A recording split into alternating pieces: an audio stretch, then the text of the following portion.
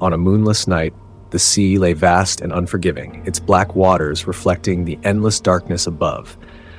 A group of fishermen, their bodies weakened by hunger and their spirits broken by relentless hardship, cast their nets into the abyss one final time, praying for a miracle. For hours they waited in silence, hope slipping through their fingers like the cold salt water beneath their boats. But then something stirred. The ropes tightened, strained under the weight of something enormous. Not fish, no familiar catch from the deep, but something vast, unknown, and ancient. With every ounce of strength, they heaved the heavy nets ashore, dragging up their mysterious prize. As they stood panting on the sand, the moon broke free from the clouds, casting a pale glow over the beach, revealing a creature unlike anything they'd ever seen. Its body glistened with an ethereal, otherworldly light, its skin smooth and luminous, as if the sea itself had given birth to it. Large, sorrowful eyes stared back at them, filled with a wisdom and sadness that no man could understand. The fishermen recoiled in awe and fear, but their hunger outweighed their terror. To them, this creature was not divine. It was flesh, a feast sent by the gods to end their suffering. The villagers gathered quickly, drawn by whispers of a miraculous catch. Hollow-eyed and starving, they surrounded the creature, their desperation palpable. At first, they stood in silence, mesmerized by the being's radiant glow. Then the murmurs began. "End it. Eat it. It's our salvation." A man stepped forward, his hand clutching a worn implement. The crowd held its breath as the implement met the creature's shimmering skin.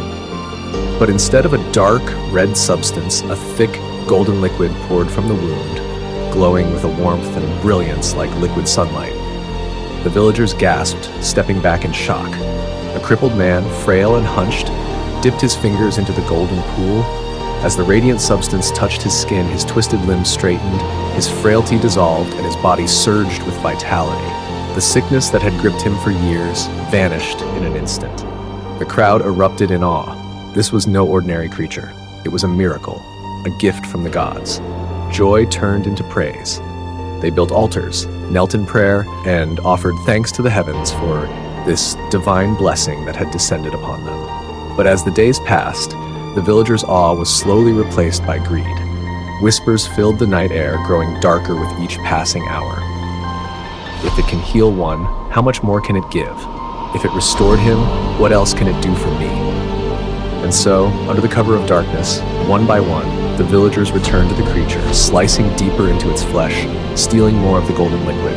Each believed they deserved more than the others. Each thought they alone had the right to take from the divine gift. The creature's glow began to fade, its eyes, once bright with ancient wisdom, dimmed with sorrow and pain. Yet the villagers didn't stop. They carved into its body, draining it of its life, blinded by their insatiable hunger for more. The golden liquid, once so plentiful, began to dwindle, and still they took and took. The village, once united in reverence and gratitude, descended into chaos. Neighbors turned on each other, families were torn apart, and discord erupted as they fought for the last drops of the creature's precious essence. And then, one fateful morning, the creature lay still, lifeless. Its once radiant body, now cold and drained, had nothing left to give. The golden liquid had dried, and with it, the village's hope. The villagers stood in silence, staring at the cold, empty shell of the being that had once been their salvation. Only then did they realize what they had done.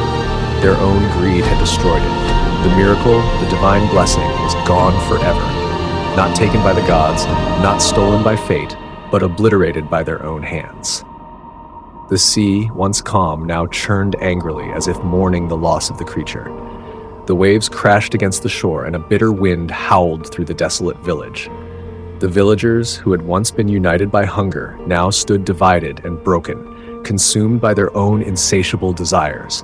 They had destroyed the very thing that could have saved them, and in doing so had damned themselves to a life of emptiness and ruin.